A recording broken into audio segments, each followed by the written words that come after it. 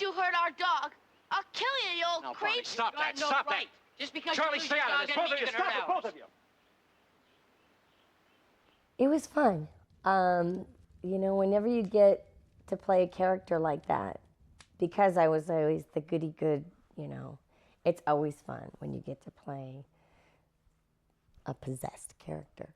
Something, you know, different out of your realm. Like the scene where Richard comes in and I'm possessed, and you get to look at that dad or that mom or that, and you get to have that, yes, father, yes, dad, and you get to have that different side where you can play something so different. It's always so fun to play that kind of a character because it's so different for me to be able to play a character like that. I'm always the nice one, the good girl. So it's always so fun to be able to do something different like that. Bonnie, honey. Hey. How many times do you get to be 10 years old, huh? Richard Crenna was the most awesome. He's like a dad. I mean, he played my dad, but he was also like a dad off screen as well. I think, you know, you're so fortunate when you find someone like that that makes you feel really at home like that on and off camera. He had such a fatherly way and fun, funny, loving. I loved to work with Richard. You know, on and off camera, just a great guy, really, you know. And he had a daughter that was around the same age as I was. She might have been a little bit older, I think, but she's a tall girl, beautiful. And he used to bring her to the set. She used to come by too sometimes. But really, oh, he was such a family man from what I can remember, and real, just warm and real fatherly. Awesome, awesome, awesome to work with. Bonnie, what do you think you're doing? Look, Bonnie, I'm Miss Skipper too, okay? Now, can I ride with you? Yeah. Yeah, I'd like that. I love working with Ike. You know, I didn't know I was going to be working with Ike on this film. You always wonder when sometimes they don't tell you who's going to be cast on a film, and you don't know till you get there. When I arrived on the set that day, I was like, who'd they get to play the character? You know, my brother. Who's going to be my brother today? And I got there and they're like, oh, Ike Eisenman. And I was like, no way. Ike, that's so cool. Because it just goes to show how much they really felt that Ike and I do look alike. Because, you know, we were cast on Escape and to Witch Mountain and Return to Witch Mountain for all those years. And so it was exciting to get there that day and see Ike.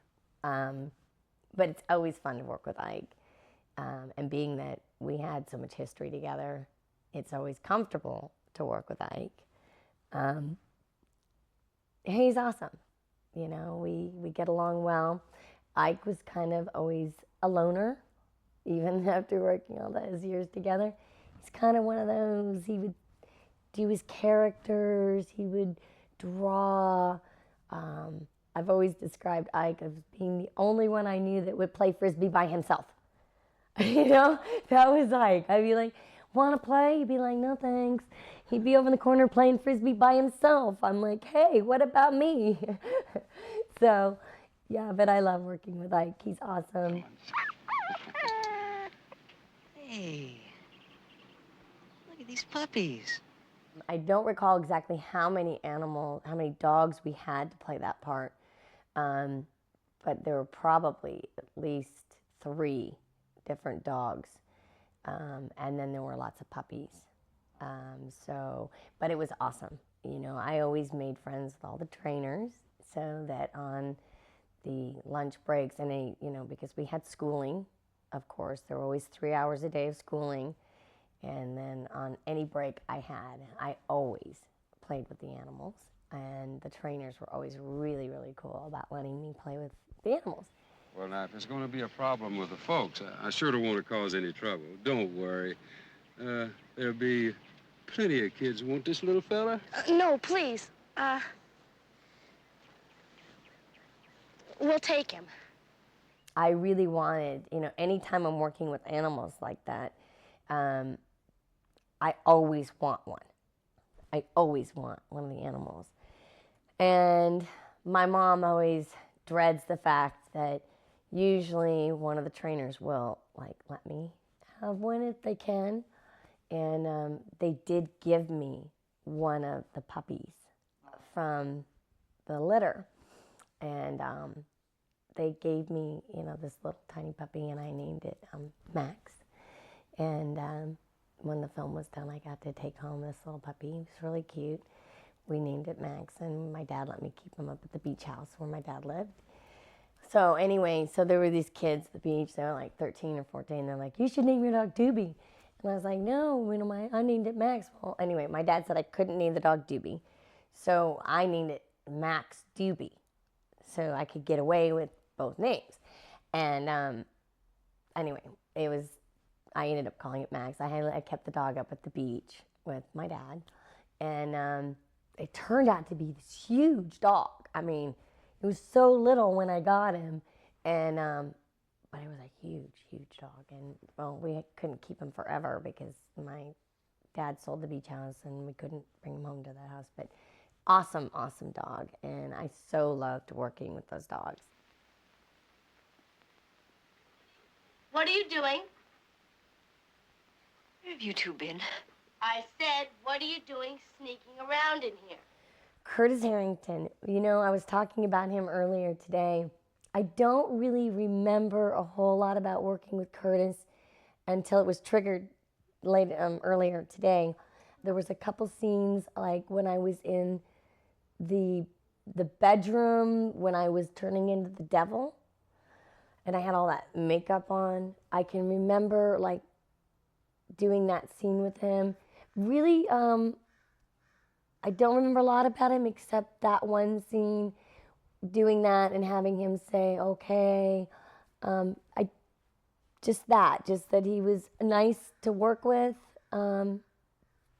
He wasn't a strong, one of those.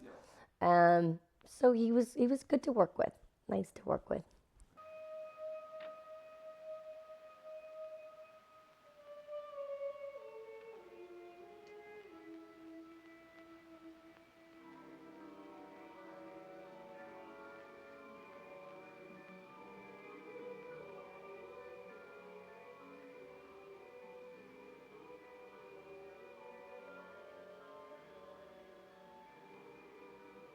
I think the most fun to do something like that is also, for that particular part, was the makeup.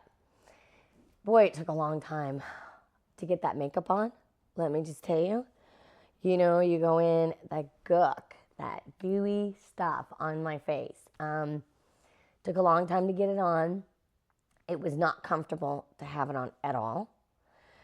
Took a long time to get it on, and it was sticky on your face, not comfortable to have there at all. I have a couple Polaroid shots of it at home. My kids came across them recently, and we just moved, and there were some pictures floating around in one of the boxes. And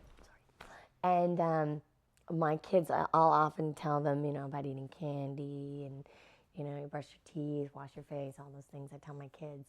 And I've told them before, I've used those pictures. By the way, guys, this is what happens. If you don't wash your face, brush your teeth, this is what happens when you eat candy. I've used those pictures because you've seen the movie, I'm sure. That's all that yucky skin.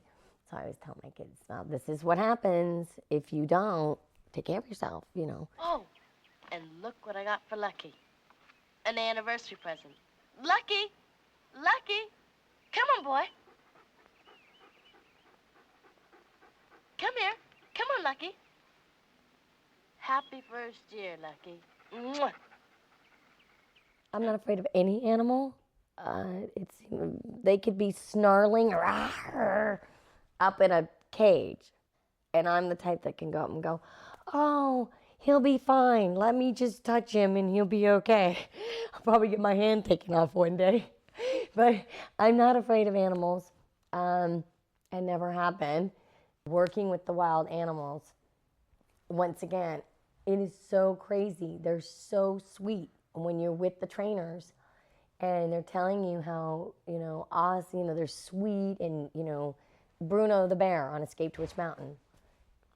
Bruno the bear on Escape to Witch Mountain. They have you work ahead of time, and, you're giving them baths, and you work up this relationship with these animals, and you're totally confident and comfortable with them. Well, when we were up in Monterey, California, and that bear and I were like buds. This is my best friend. Bruno and I were like, Well, when I think it was Sundays, like your only day off, really, when you're working on location like that. Well, I was out washing. I was giving the bear a bath. It was Sunday. People are watching. There's a big crowd. I'm kind of like, giving Bruno the bear a bath. Bruno is so excited with all the people watching, just picked me up like a rag doll and was like, like this. I was terrified. I can't even tell you. I'd never been frightened of that bear. I didn't even realize he had that much strength, petrified, not even knowing I had to be scared of the bear ever. And then like doing Year of the Big Cat, once again, you're working with this cat, big cat, like a kitten. All of a sudden, you're out there. There's all the crew guys and all the cameras. All of a sudden, this kitten's so great, turns into like a tiger. You're out there, and all of a sudden, the commotion spooked him, and all of a sudden, he just goes like, crazy. He's spooked, he's frightened, and you don't know. My mom says, run into the shack, and the trainers are telling you, go this way. I ran into the shack like my mom told me to. The trainers told me not to move. Guess where the cat went? Right into the shack, where I was headed. The director grabbed me like, by 2 seconds more, I would have been in there with the cat. So it's really unpredictable to work with animals, but it's also very fun because I love animals.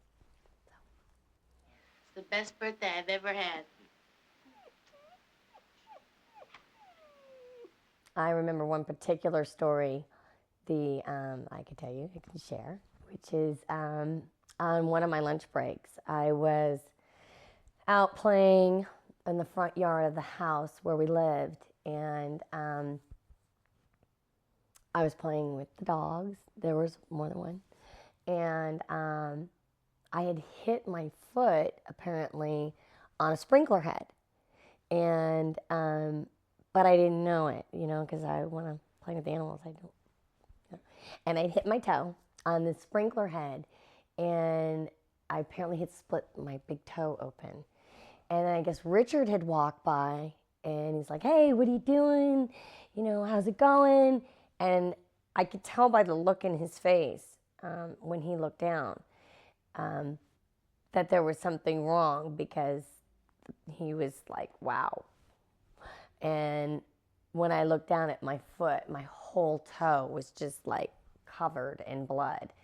And apparently I had just split the whole big toe wide open on a sprinkler head. And of course it was like, oh, big dramatic, oh, Kim split her toe open, and they swooped me up and rushed me over to, first aid and wrapped my toe open. And it wasn't like it needed stitches, because it was just the tip of my big toe. There really wasn't much they could do to sew it. But so they, held up production for a little while and, had to wrap it up. And so that was just like one of my little stories with like playing with the animals on my lunch break.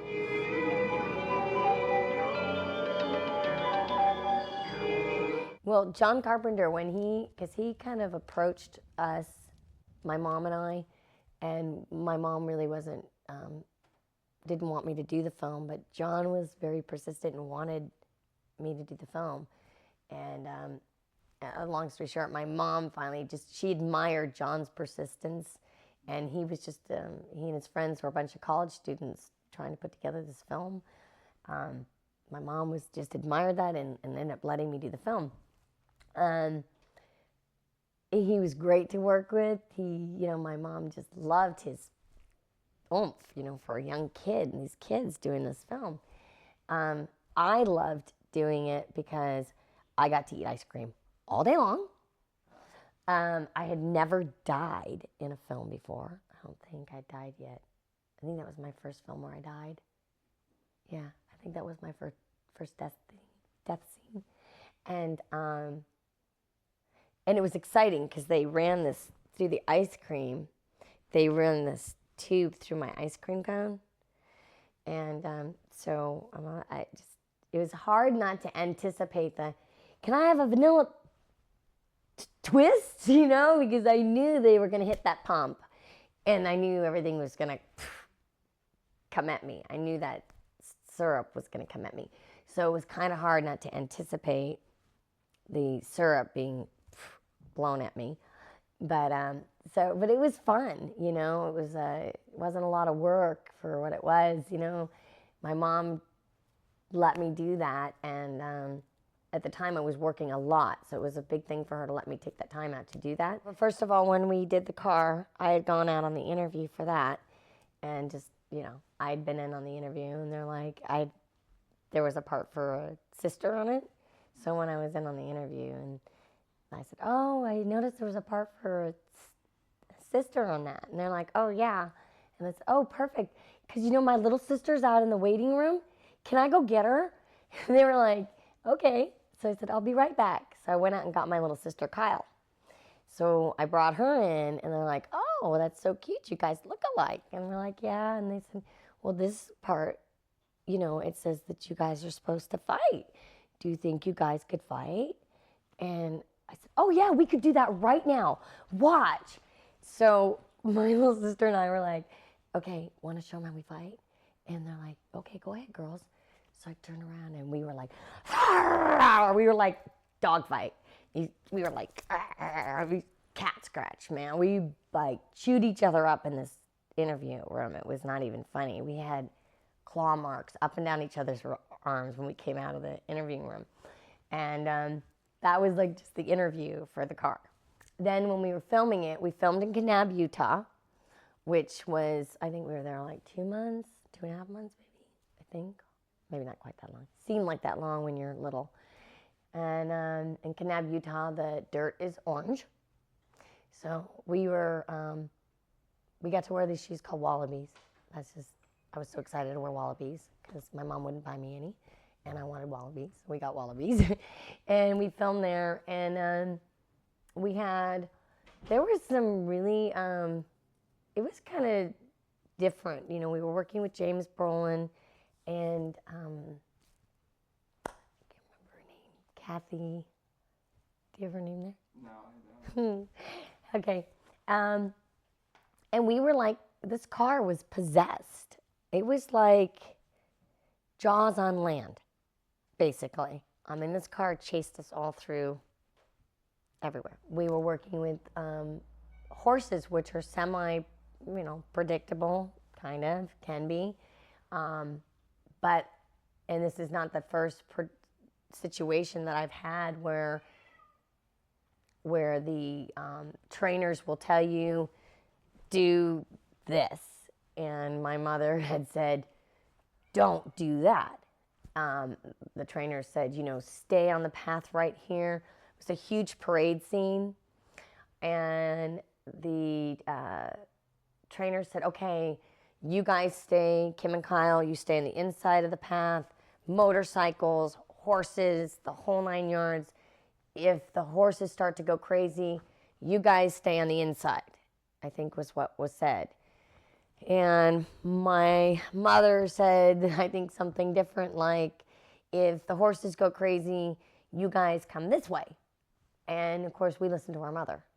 Yeah, not good. We did what my mother said, and turns out it was bad. The horses went crazy. We almost were trampled. my sister and I. The horses just went crazy. Another situation where we think we can tame the horses. You can't. You're like, nice horsey, down boy, down. And once again, you can't do that. Once, the situation, you think you can talk to the animals. You can talk to the animals. Can't do that. Horses are upset, motorcycles, people got hurt that day. People got seriously hurt, because there was too much commotion.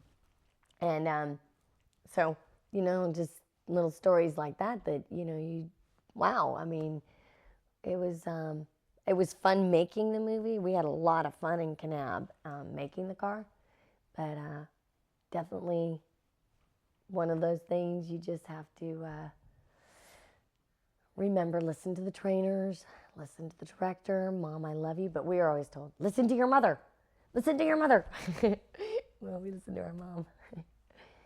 Meatballs 2 was kind of fun for me because it was the first movie I got to do being 18. I feel like I'm 18 again just talking about it. It was the first film I did as an adult. And that filmed up in Solvang, California. And so I was like, Mom, I'm 18. What now? And she's like, okay, Annie, well, you get to go to Solvang, California, and you're going to be on your own on this one. And I was like, oh, so exciting. So I got to pack my bags and go off and do this film. It was also really hard on me too because it was the first film I'd done where I didn't have to go to school. There were no, okay, because usually they can't overwork you when you're a minor. They'll be like, oh, Kim looks tired. Kim needs to go rest now. Kim needs to go lay down. It was no more of that. I mean, Kim could work till 3 a.m. Oh my gosh. Kim was tired. Kim worked till 2 a.m. Kim was working, no more of that, little baby thing. But it was a lot of fun for me because I got to go and stay in this hotel up in Solvang, and I was like a grown-up. It was really exciting for me. Well, the scenes where you saw me in the leotard and outside and those things, it was freezing, and it was nighttime. They lit that for day, but those were nighttime scenes. We did those at night. Freezing, Solvang, 45 degrees, guys. I was like, where's my mom? Where's the social worker to say Kim shouldn't be working right now? There was nobody there to save me. But we had a lot of fun up there, and it was an awesome experience for me. I got to do all that stuff and be by myself. It was really neat. Tough Turf was a challenge for me. Tough Turf, in playing that part, so many times when I was, in the middle of my whole thing, Fritz would stop the director and go, Kim, tough. And I go, oh, sorry, because it was a challenge for me, because I'm not a tough girl. Putting on those chains and those tights. Listen to me, see? Tights. Fishnets. Tights. I call them tights. Those were challenge for me, that part, because it was fun, but work to play a tough chick. That's, but fun, there was certain scenes in that movie working with method actors, Paul Moniz, James Spader. Those are method actors. Those kind of actors are, I'm the kind of actress that, I will sit here and laugh with you and, whatever, right up until a scene where I'm supposed to just whatever I need to do, I can laugh with you right up until the moment, until I'm just supposed to, whatever I need to do. These guys, they walk around and play the part. I mean, I walk in for work in the morning and I'd be like, "Hi guys, morning," and Jimmy would walk over to me and be like, "Where were you last night?" I was waiting for you. I'd be like, "Dude, what's wrong with you? What? I don't know, what are you talking about? Where were you? What are you doing?" I'd be like, "I don't get it. You okay?" I mean, I understand. I mean, not quite to that extent, but they're method actors. Paul Moniz really was like, "Just do this to me. Just do this to me. Do this to me." I'd be like, "There's something wrong with you, man. There's something serious wrong with this guy. Something wrong with him, man." I mean, Robert Downey Jr. and I were like, "What is up with these guys, man? These dudes are like, alright, you know?"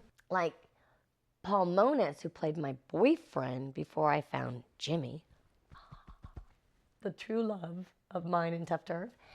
Well, Paul gets really upset with me in the movie because I meet Jimmy. Well, in the scene where Paul Moniz finds out that I'm with Jimmy James Spader, he beats me up in this one scene. If you've seen the movie, yeah, he just goes crazy. Yeah, you like him, you want him, you know, and he just like beats the, you know what I mean, just like throws me around the store, and he hurt me. I mean, the director was like, "Oh my God, this is a great scene," and I'm like, "Help! Help!" You know, the cameraman was following me around with a loose camera, hand camera, and was following the two of us around the liquor store, just following us around. And I was like, I kept coming up going, "Help! Help! Help me! Oh my gosh, help me!" I was like begging for help. And I guess they thought it was like something we had worked on over the weekend. Not, I was seriously being thrown around there, and I was really shook up and really like scared. And well, by the end of the scene, I was really frightened and just kind of choked up and roughed up, and oh, I couldn't even look at Paul. I was just like, and Fritz, the director's like, "That was great. You guys were awesome. I loved it." And I'm like, "I hate you. I don't like any of you. I want to go home." And he's like, "You guys didn't work on this over the weekend?" I'm like, "I just want my mom." I was just like, I couldn't believe, you know. And so when turn around at the end, when I get to go and Jimmy comes to save me at the end of the movie, and we're on that big black tarp and or wherever, the boxing ring in the middle of the warehouse, and Paul's got me there, and Jimmy comes in to save me, and I get the gun. Well, guess whose turn? I took Paul, and I'm like, "Hey, remember me?" And Paul's like, "Ooh, ow, you're hurting me." And I'm like, "Really? Remember the other day? Remember that? Well, you hurt me too." Well, let me tell you something. Being a tough girl never felt so good. I took that gun. I whacked him upside the chin like 10 times. And he's like, "Hey." He gives me that look like, "You're hurting me." I'm like, "Really? Because guess what? You hurt me too the other day. Hope it feels good." And I think the whole movie playing a tough girl was really hard for me. But you know what? I wish we'd done that scene first. Because being a tough girl felt really good right then. I did take time off, you know, these last few years to be a mother, to raise my children, to have a garden, and to, you know, grow roses and to do those things. And now I'm just coming back to work now after all these years. I've decided I miss doing this. I would my kids are grown now, not like they're grown, like they don't need me anymore, but my children are, you know, my youngest is 10 and she's, you know, ready for me to do this, I think. And I'm ready. And I miss being out there and touching the hearts of people. I miss taking a script and taking that character and being able to take that character and turn it into something, whether it's a tough character or a sensitive character or a funny character. I miss it. I've missed it every day. While I've been a mother, I do it anyway. I do it at home. I take those little books of my kids and I take those little characters in their books and I read and I be the bunny or I be the whatever in the books and I do the voices and I do those things. I miss it. I'm so excited, to be able to do that again. I love my job. I love my fans and they haven't forgotten me. My fans have always been there for me. There was a year that my birthday rolled around and, my mom was sick and she had cancer, breast cancer. It was a really rough year for me and everybody was kind of busy with that and I thought everybody forgot about my birthday. And I don't know, I was sitting in my kitchen and kind of feeling sorry for myself. Yeah. And I looked over and there was a box in the corner of my house. And I remember saying to one of my kids, "What is that box and where did it come from?" And the kid said, "I don't know, Mommy, it's been here for like 2 days." And I was really sad. My mom was dying and I was just really down. And I walked over to the box and it was about this big. And I opened it up. I didn't even know where this box came from. And I get so emotional when I talk about it because it really touched me. And I opened up this box. And inside it were like hundreds of birthday cards for me. From my fans. From all these people. And you know what? I just started to cry. I did. I was just like, oh my gosh. Nobody else, I thought, remembered me on my birthday. Turns out the phone did ring. A few minutes later, my family was calling me. But, I didn't think anybody remembered my birthday. But you know what? My fans did. Right now, I am getting ready to start I took a part in the new John Singleton film, the new John Singleton, Craig Brewer film. I got a phone call that John Singleton and Craig Brewer were looking for me. My sister called and said that they were looking for me. So I went in and met with Craig Brewer.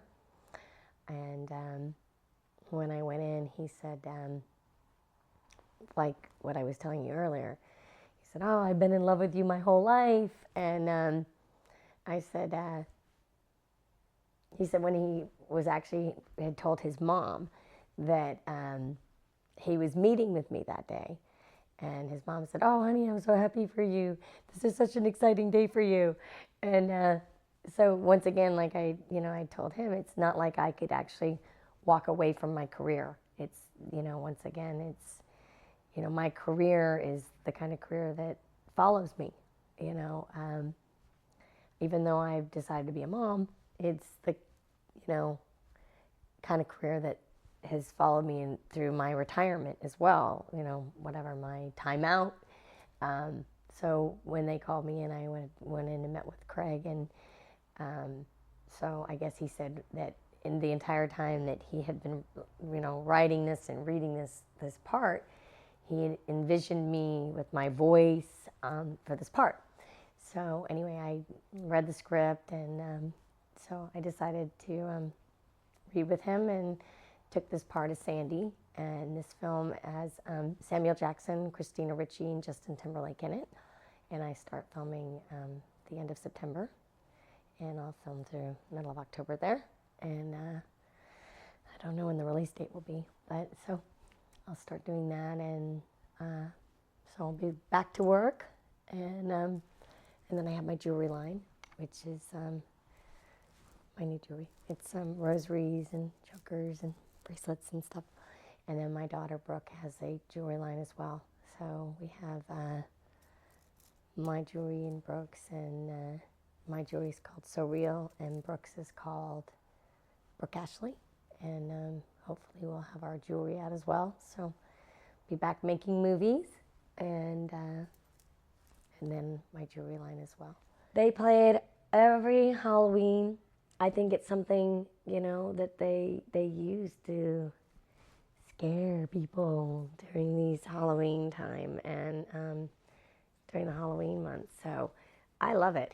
So, you know, but people tell me, I saw that movie with you you were a devil, you know, but I like it because I think it adds to that Halloween time with all those scary movies. And it's just one more thing to scare people.